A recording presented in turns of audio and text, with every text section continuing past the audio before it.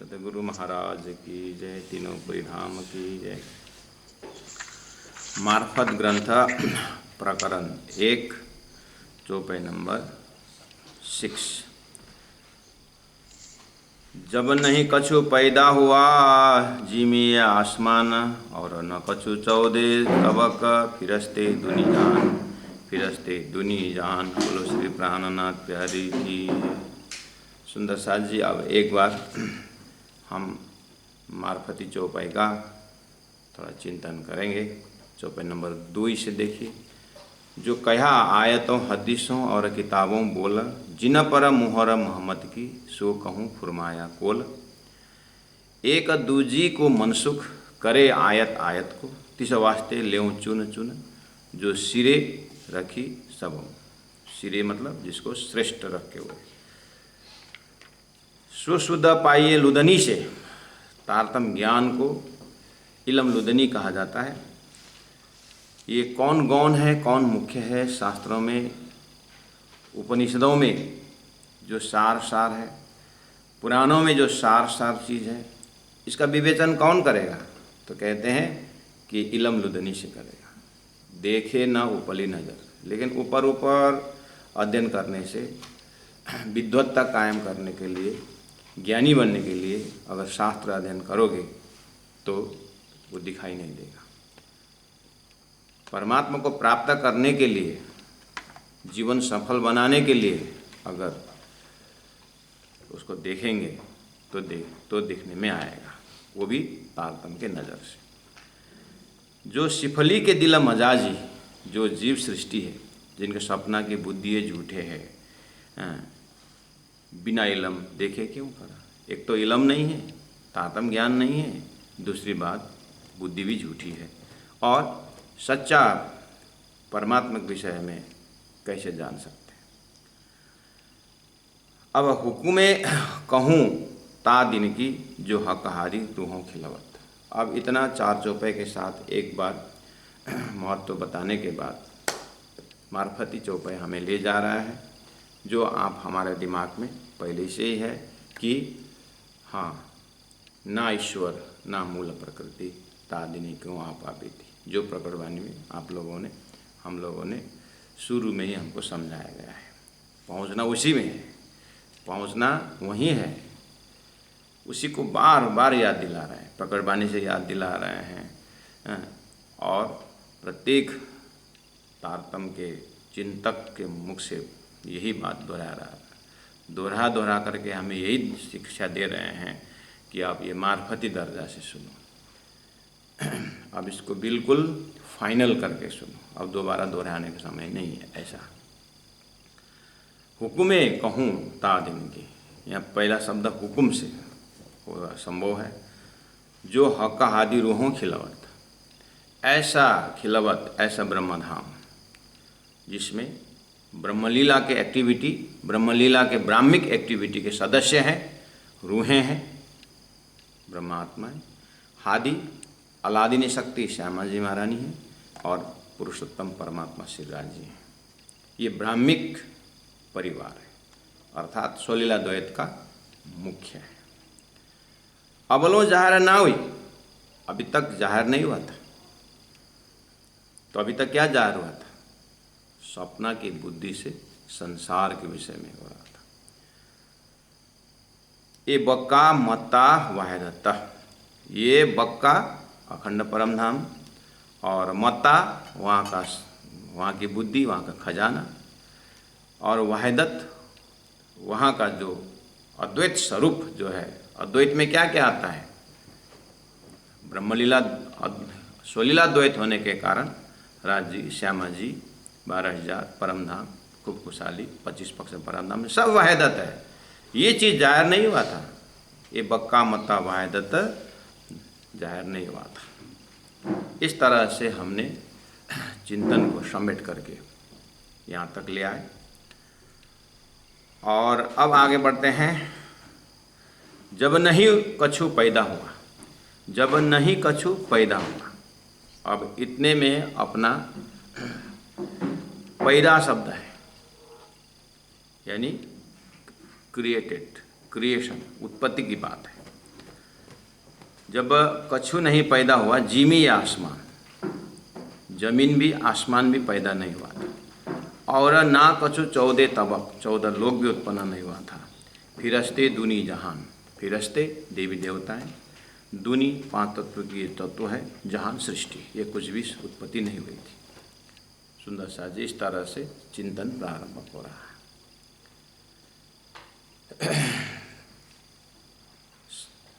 चतुश्लोकी भागवत में सृष्टि उत्पत्ति की बात है। शुरू में सृष्टि उत्पत्ति होने से पहले मैं था, ये सेंटेंस है। वहाँ भी इसका मतलब सृष्टि होने की बात है। प्राण जी ने पहले ही कहा है तिस वास्ते लेऊँ चुन चुन को, तो ये है सेलेक्टेड प्रसंग। प्राण जी ने वाणी में कहा स्कंद द्विजो मुनिये कहो चतुश्लोकी जाए, ब्रह्मांडनी जहाँ उत्पन्न अर्थ जो होता है, जहाँ ब्रह्मांड के उत्पन्न होने की बात कही, उस चीज़ को प्राण जी ने उस उत्पन्न की बात कही। जब सृष्टि उत्पन्न की बात होती है तो शास्त्रों में अन्यत्र ये नियम है, जो उत्पन्न होता है वो नाश होता है। तो उत्पन्न हुआ जो है वो क्या है, बस उस चीज़ को चुन चुन के शब्द में आता है। और दुर्गा सामहिम्न ग्रंथ में सूत्र में स्पष्ट लिखा हुआ है, ब्रह्मा विष्णु रुद्रा सुरपतिरमरा नासुरा नैव पृथ्वी नापो नाग्निर्वायु न च गगन स्थलम नदीषु नैव कालः, कुछ भी पैदा ही नहीं हुआ था। वो प्राण साधनालय से, श्री कृष्ण प्राणी साधनालय से जो छपी हुई जो प्रमाणावली जो ग्रंथ है सुंदर साथ जी, आप इस ग्रंथ को, ये है, ये छोटी सी किताब पुस्तिका है जिनमें 108 श्लोक हमने ऐसे ही वाणी चिंतन करने वालों के लिए तैयार किया है, जो हमारा कोर्स में इसको 108 श्लोक को कंठस्थ करवाते हैं। इसमें श्लोक के ऊपर दिया हुआ है कि सृष्टि के पूर्व पूर्ण ब्रह्म सिवाय कुछ नहीं था, उतना हेडिंग देते हैं। उसके बाद श्लोक का प्रमाण देते हैं, उसके बाद वर्ड बाय वर्ड मीनिंग देते हैं, उसके बाद उसके फ्री फ्लोइंग ट्रांसलेशन दिया हुआ है। तो ये ग्रंथ जिसके पास है, बहुत ही चौपाई चलाते समय बहुत ही फायदाजनक है। और आपके पास नहीं है तो आप पोस्टल एड्रेस भेजिएगा, हम यहाँ से किताब कोरियर कर देते हैं और आपके पास हो तो अच्छा रहेगा।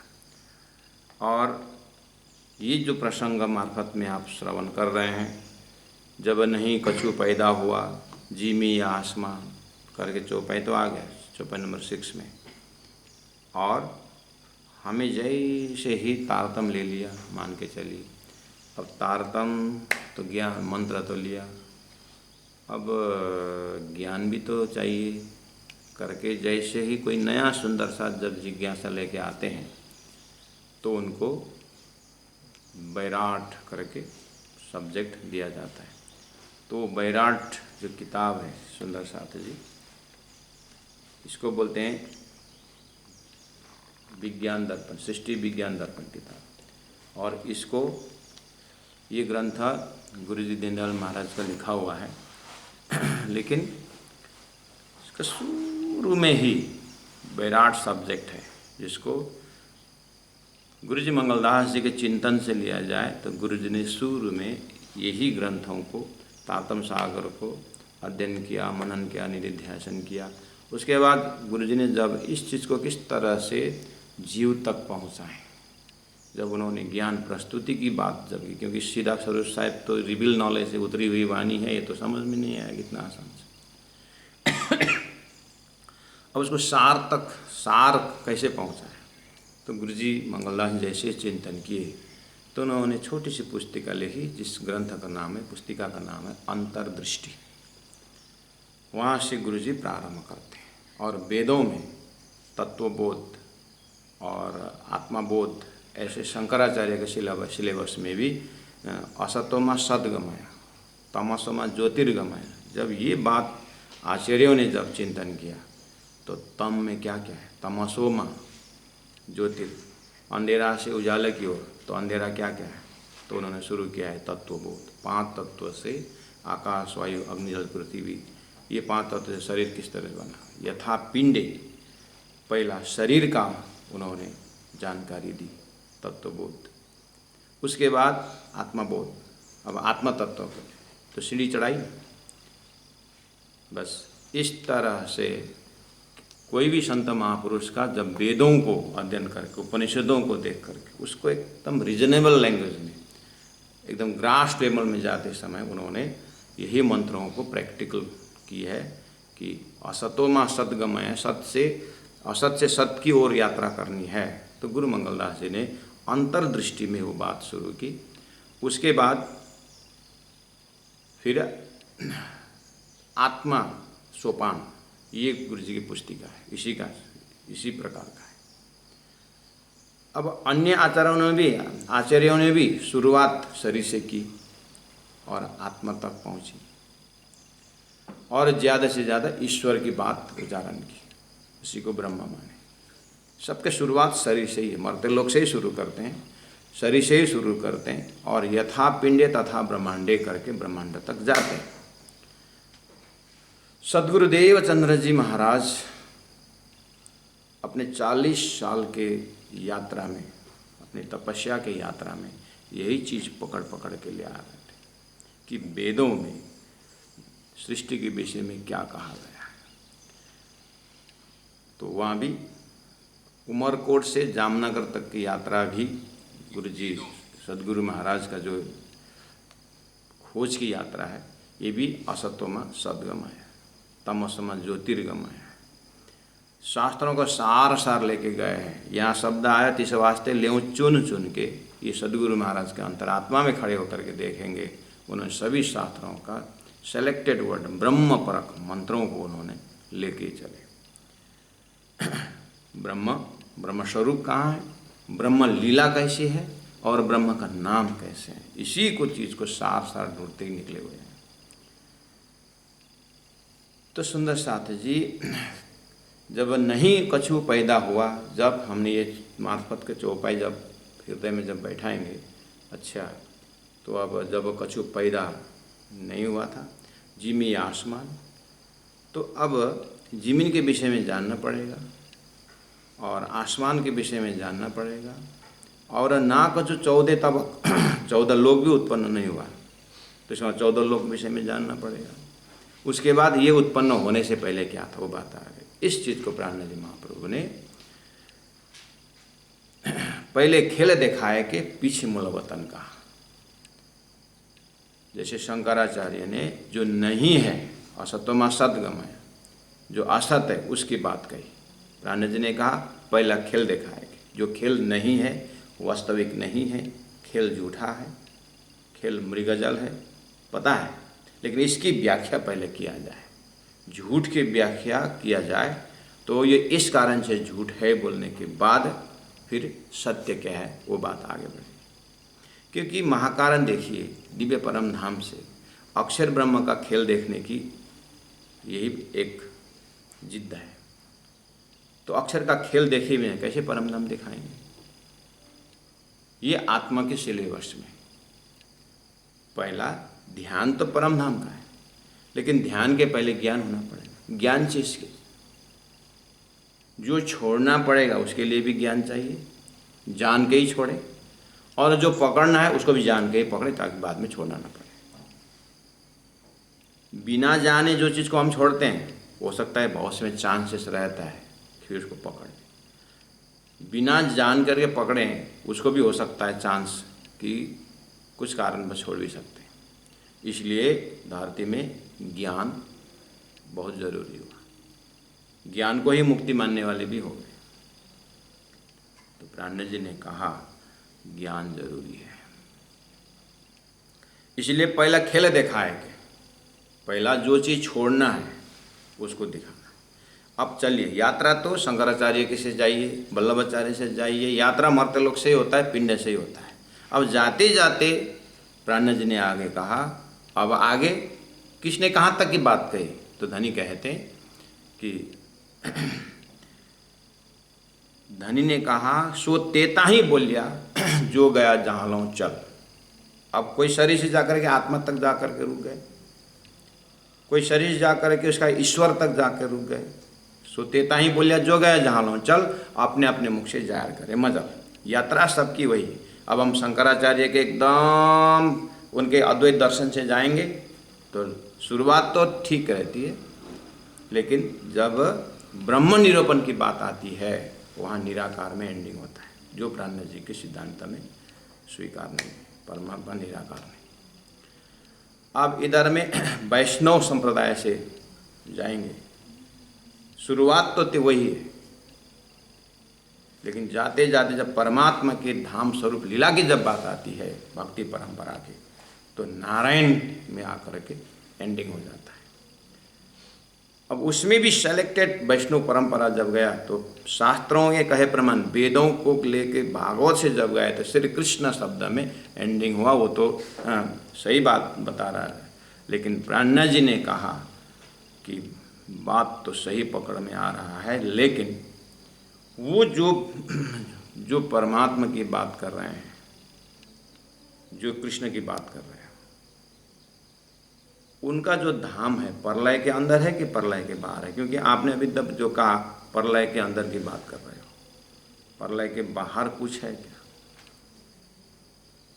तो फिर साकार सिद्धांत जा करके गोलोक धाम करके तो अटक गया, लेकिन गोलोक का चाह परम पदम वो वाली तत्व नहीं है। प्राणनाथ जी मैं चुन चुन के लिया हूँ, बोले तीसरे वास्ते ले चुन चुन करके।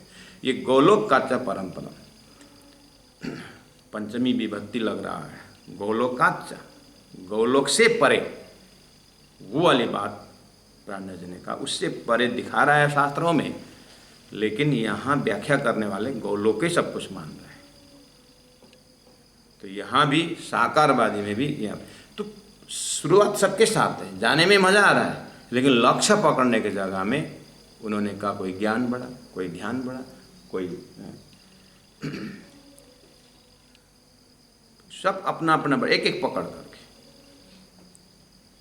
प्राणनाथ जी ने कहा ये बड़ा वो बड़ा तो ठीक है। प्राणनाथ जी कहते लक्ष्य बड़ा होना चाहिए, तुम्हारा लक्ष्य गलत हो रहा है। आत्मा का 108वां जो 108वां के भी 108 का भी आप पद्धति बताते हो, 108वां था आत्मा और परमात्मा के मिलने का जगह है, लेकिन वो जगह आप प्रलय से बाहर निकालते नहीं। तो प्राणनाथ जी को भी अब शुरुआत तो करनी पड़ेगी, तो उनको कैसे समझाएं? तो सदगुरु देवचंद्र जी महाराज को भी वही हो रहा है कि सब शास्त्रों को तो लेकिन अब वही काम मुझे करना है, तो फिर वो तो पहले से ही बोल ही रहा। पहले आप पहचानो रे साधु, अब मैं भी वही बोलूँ। बाइबल नहीं बोला नो दाई सेल्फ, पहले अपने आप को जानो बोल रहा। अब मैं वही क्या दोहराऊँ? प्राणनाथ सदगुरु महाराज वो तो शास्त्रों में ऑलरेडी लिख के रखे हुए हैं। अब मैं और एक किताब लिख करके क्या फ़ायदा लोगों के पास कन्फ्यूजन क्रिएट करने के लिए? अब मिला हाथ में कुछ नहीं, न ब्रह्म का स्वरूप का वर्णन है, न परम ब्रह्म का धाम का। बस ब्रह्म ब्रह्म बोलते हैं, कैसा है क्या है वो प्रलय से बाहर की बात ही नहीं हो रही। ढूंढ रहे हैं शास्त्र, देख रहे हैं। इसलिए तो सदगुरु महाराज को अंतिम में अब बुखार भी आने का, वो अंतिम दर्शन का चैप्टर है। अब अंतिम दर्शन में जैसे ही श्रीराज जी महाराज ने, अर्थात जिन्होंने वेद बनाया, जिन्होंने शास्त्र दिया, जिन्होंने जो भी प्रेरक शक्ति हैं अक्षरातीत परब्रह्म परमात्मा, हमारे तारतम्य टर्मिनोलॉजी में हम श्री राजश्यामा जी परमधाम की बातें करते हैं। बस वो जैसे ही विजुअलाइज हुआ सदगुरु महाराज को, तो उन्होंने दूसरे दिन से जैसे ही बोलना शुरू किया, बात तो वही की, शुरुआत वही शास्त्रों से ही बात की। अब सदगुरु के साथ जब हम उनके लाइन से तारतम्य लाइन से जाएंगे तो ब्रह्म का धाम, ब्रह्म का स्वरूप, ब्रह्म की लीला और ये सृष्टि बनने की कार्य कारण महाकारण पता चलता है। इसलिए सदगुरु की संगत करें। तो प्राणनाथ जी महाप्रभु किरंतन ग्रंथ की शुरुआत के लगभग 500 चौपाई तक समस्या को बनता बताते, जैसे जो भी भक्त मिले तो उसी को, ज्ञानी मिले तो उसी को, भाई रे ब्रह्म ज्ञानी ब्रह्म दिखलाओ, तुम सकल में साही देखिया, ऐसे ऐसे प्रसंग ला करके पूरा समस्या खड़ा कर देते। शुरुआत के 500 चौपाई आप देखना, 500-600 आसपास में समस्या खड़ा कर देते हैं। तो फिर आंसर दीजिए ना करके, जैसे सामने वाले बोलेगा, चौपाई कहती है सतगुरु साधु वाको कही, सतगुरु के पास जाओ। समस्या का समाधान नहीं देते, समस्या दिखा देते। तो समस्या का जो सॉल्यूशन है वो सदगुरु के पास जाओ। कहने का मतलब तारतम के शरण में आ जाओ। तो तारतम कहाँ से शुरू करता है? तो बैराट जैसा जो सब्जेक्ट है तो उसको मोमिनों ने, गुरु जी मंगलदास जी ने, मैंने कहा, अंतर्दृष्टि से शुरू किए, फिर उसको थोड़ा सा आत्मसोपान से शुरू किए, फिर सृष्टि विज्ञान ग्रंथ है, फिर विराट प्रदर्शन। इस तरह से वाणी के अंदर का जो पाताल से परम धाम तक के जो एक चितवनी है, जो एक ज्ञान है, जो श्री कृष्ण प्रणामी धर्म तारतम्य सिद्धांत में ये पहला सब्जेक्ट रहता है। उस ग्रंथ को जैसे आप पढ़ना प्रारंभ करेंगे, जैसे इस स्वप्निक संसार की उत्पत्ति के पूर्व इस संसार में अणु नहीं था, परमाणु नहीं था, तब स्वर्ग विशेष, स्वर्ग नरक और विष अमृत अच्छा बुरा कुछ भी नहीं था। इस तरह से शुरू होता है।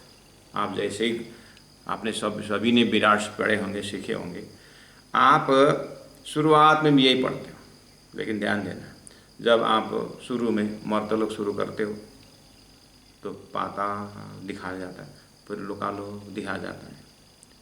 अभी आपको मर्तलोक ही पढ़ाया जा रहा है, आपके दिमाग में स्वर्ग नहीं है, फिर स्वर्ग खत्म, फिर वैकुंठ, करते करते करते जाता है। आप सेकेंड टाइम जब पढ़ोगे वो ऐसा लगेगा आपको कि, आप उदाहरण दूँ, जैसे आपको नया जगह में जाना है, आप कहीं कार्यक्रम में गए हैं, तो हमारे घर में आपको जाना है, आपका आज पधरावनी करने के लिए हमारा घर में चरण रखे, या तो प्रोग्राम के बाद एक दिन जाएंगे करके बोले, ठीक है, एक दिन जाएंगे मतलब दूर है क्या? नहीं, ज़्यादा दूर तो नहीं है, तो ठीक है, एक दिन का टिकट और आगे करके जाएंगे, ज़्यादा दूर नहीं है बोलेंगे। फिर वॉकिंग डिस्टेंस है? नहीं, वॉकिंग डिस्टेंस तो नहीं है, गाड़ी में लगेगा 10-15 मिनट लगेगा, तो बोलेंगे, लेकिन गाड़ी का रास्ता रहेगा। अब गाड़ी स्टार्ट, अब गाड़ी जा रही है, तो थोड़ी दूर है बोला है, इसलिए दिमाग में थोड़ी दूर पकड़ लिया है। अब जाते जाते जाते जाते आधा घंटा हो गया, कहाँ है पूछेंगे, 15 मिनट तक तो नहीं पूछेंगे, 20 मिनट तक भी नहीं पूछेंगे, चलो थोड़ा बहुत आगे पीछे होता है, 25 मिनट हुआ, अब कितना दूर है भाई? नहीं, बस एकदम नज़दीक में, फिर जा रहा है, 40 मिनट लग रहा है, क्योंकि पहले 15 बोल दिया ना, इसलिए दिमाग प्रश्न पूछ रहा है। पहले 40 मिनट बोल दिया होता तो फिर कोई टेंशन नहीं था, 40 मिनट तक चुपचाप बैठे। तो जैसे 1 घंटा लग गया, अब तो परेशान होने लगे, कहाँ है पता नहीं, फिर जा रहा है, चलो फाइनली पहुँच गया। अब आते समय जो है आप आराम से गप बात करते आओगे, अब बोलेगा तो अरे जल्दी आ गया भाषा क्या बोलेंगे, जल्दी आ गया।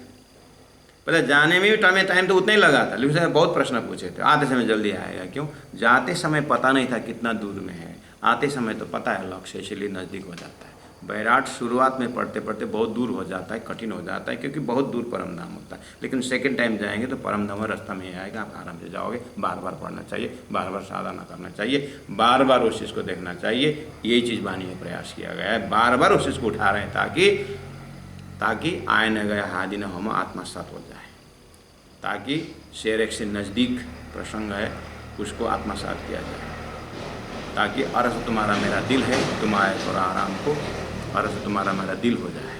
ये बार बार करने से होता है जो प्रैक्टिकल। अब आप रोज़ उस साथी के घर में 1 घंटा का ड्राइविंग करके जाओगे तो डेली आना जाना जब होगा, नहीं दूर नहीं, यहीं पर हमारे अभी नया साधनालय जो लिया है, यहाँ से 19 किलोमीटर है, 15-20 मिनट लगता है। अब हमारा जाना आना होता रहता है, तो हमें यहाँ बैठे और यहाँ बस भी वहाँ पहुँच जाते हैं, लेकिन कोई गेस्ट आते हैं, हम बोले कितना दूर है, बाप रे इतना दूर में लिया, कैसे मैनेज करेंगे यहाँ से वहाँ। 7-8 दिन बैठते हैं, 2-3 बार हम लेके जाते हैं, तो फिर वो प्रश्न आपको हो जाता है, बहुत आनंद आता है, जाना खत्म। अज्ञान में सब कुछ दूर होता है जब ज्ञान होता जाएगा। इसलिए ज्ञान है वही कैवल्यम। ज्ञान को ही मुक्ति स्वरूप क्यों माना है? तो पाताल से परम धाम तक का जो चिंतन और परम धाम का वर्णन तारतम वाणी द्वारा जब होता है, ये तारतम का संगत है, तारतम का संगत है। ऐसे अद्वैत फिलोसॉफी के सत्संग बहुत हो रहे थे। निराकार बोलने में कोई बड़ी बात नहीं होता है। स्वर्ग वैकुंठ भी उनका एकदम जैसे कि आंगन जैसा होता है, लेकिन परमात्मा की इतना सुंदर पर्दा है कि ये वास्तव में क्षर पुरुष यानी नाशवंत ब्रह्मांड के अंदर है, जहाँ पर अखंड तत्व वहाँ नहीं है। उसको तारतम का वैराट जो है जब दिखाता है तब पता चलता है।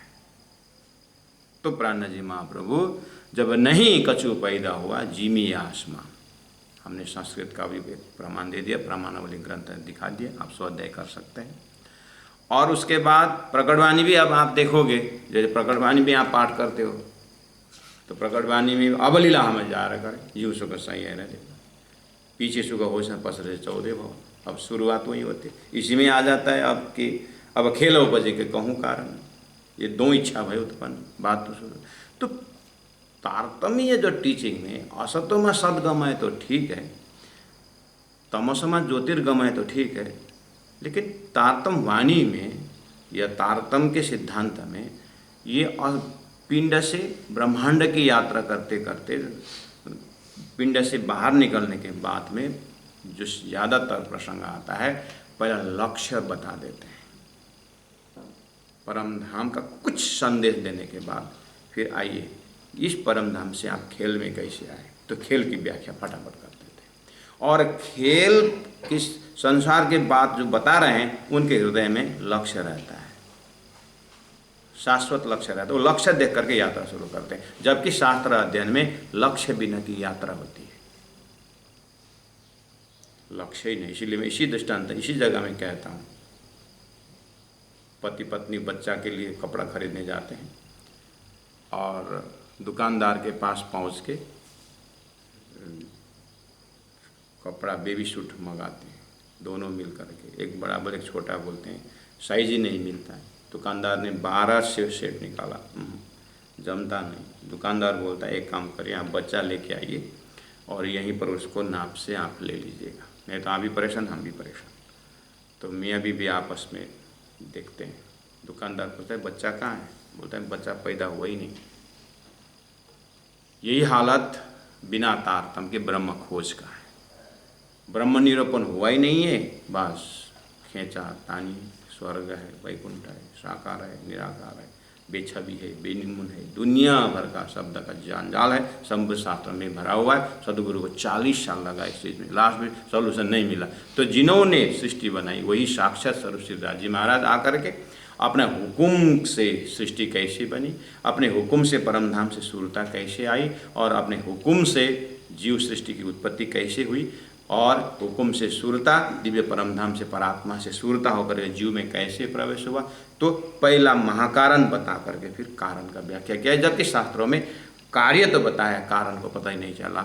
ऐसी स्थिति में तारतम संयोग का काम करता है, दोनों का जोड़ने का काम करता है। तारतम में खड़े होकर के झूठ भी दिखाई दिया जा रहा है और शाश्वत ब्रह्मधाम भी दिखाई दी। ये तारतम की मौलिकता है, ये तारतम का लोकेशन है।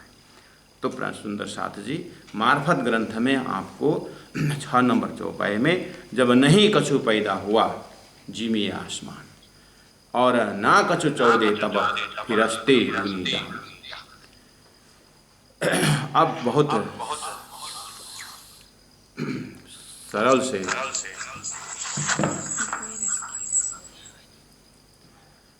न तत्व चारों चीजों को किन्हों संहारे, न कछु चाँद न सूरज न पैदा सितारे।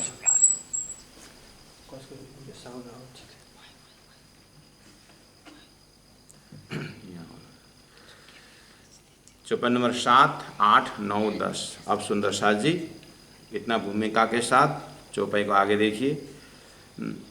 ना तत्व चारों चीज़ों को, यहाँ 4 चीज़ आकाश वायु अग्नि जल पृथ्वी है, लेकिन यहाँ मेन कुरान का प्रमाण पेश कर रहे हैं पहला पेज। इसलिए कुरान में आकाश तत्व को नहीं मानते, 4 चीज़ मानते, वायु अग्नि जल पृथ्वी 4 चीज़ को मानते। ना तत्व चारों चीज़ों को, हमें दिमाग में 5 चीज़ों को समझना चाहिए। 5 तत्व को किन्हू समारे, समारे का अर्थ बनाना, किसी ने नहीं बनाया है। न कछु चाँद सूरज, ना पैदा सितारे, जो तारामंडल है सितारे नहीं बना है। ना कोई कहे बेचुन को, ना बेचगुन, ऐसा कहने वाला भी नहीं है। न कहने वाला बेछबी का, ना ही निमुन, न निमुना नहीं है, ऐसे बोलने वाला भी नहीं है।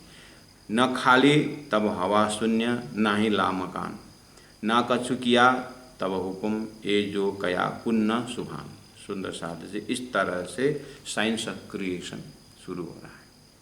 तो मैं सुंदर साध से आग्रह करता हूँ, कल सुंदर साथ शुभचिंतक सुंदर साथ ने जो मार्फत तालीम ग्रुप करके जो ग्रुप है, उस ग्रुप में ये चौपाई डाल करके ये डाल दिए थे, ताकि ऑफिस जाते समय कहीं भी जाते हैं दिन भर चिंतन करें सुंदर शाह जी अपने मोबाइल में करके ये निकाल के देते हैं। आज आप लोगों को मैं आग्रह करता हूँ, चौपाई नंबर 6, 7, 8, 9, 10,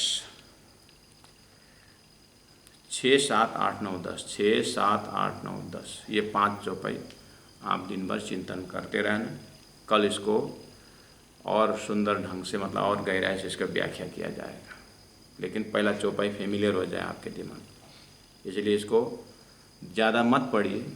ये 5 चौपाई को आप 120 बार पढ़ना दिन भर में, 120 बार पढ़ना। मत समझना दिमाग में कि मुझे याद करना है, महाराज जी ने याद करना है, वो याद करने का ये झंझट मत करना। आप दिमाग में लोड मत लेना, याद तो करना ही नहीं, बस 120 बार या 150 बार पढ़ लेना, सीरियसली पढ़ना, लाइन बाय धीरे से, पहला धीरे धीरे पढ़ना। पहले कैसे पढ़ना?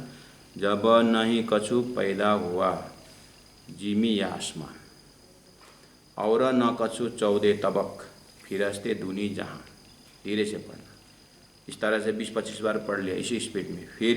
फिर जब नहीं कछु पैदा हुआ जिमी या आसमान, और ना कछु पैदा 14 तबक फिरस्ते दुनी जहाँ, इस तरह थोड़ा स्पीड बढ़ा करके 50 बार पढ़ना, और फिर स्पीड थोड़ा बढ़ा करके फिर तो धीरे धीरे आंख बंद करके बोलना। प्यारे सुंदर साध जी, ऑफिस में थोड़ा सा खाली फुर्सत लो, 5 चौपाई निकालना पढ़ लेना। कहीं बस में जा रहे हैं तो थोड़ा गैप समय रहता, 5 मिनट निकालना पढ़ना, मोबाइल निकालना और वो फटाफट पढ़ना शुरू करना। इस तरह से 24 घंटे में आप ये 5 चौपाई, मैंने कल भी आग्रह किया हूँ, जब तक मार्फत चलेगा आप पूरी तरह इसी में लग जाना। बाकी साधना गौण करना, ये मुख्य साधना बनाना, क्योंकि अब 80 साल जिंदा रहें या 100 साल जिंदा रहें, दोबारा मार्फत सागर को इस तरह से बारीकी में अध्ययन करने का समय मिलेगा या नहीं मिलेगा। इसलिए एक ही बार में इसको वार पार करना।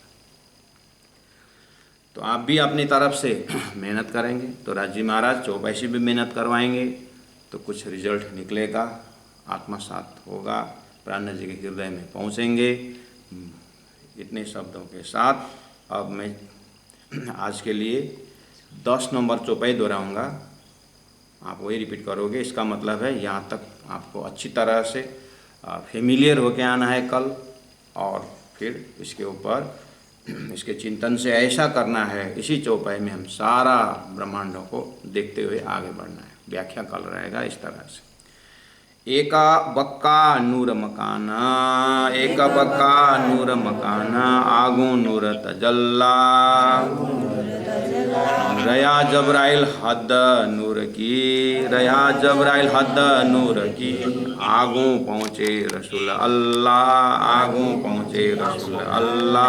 बोलो श्री प्राणनाथ प्यारे की जय, सदगुरु महाराज की जय, तीनों पुरी धाम की जय, गुरु जी 108 मंगलदास जी महाराज की जय। प्रणाम।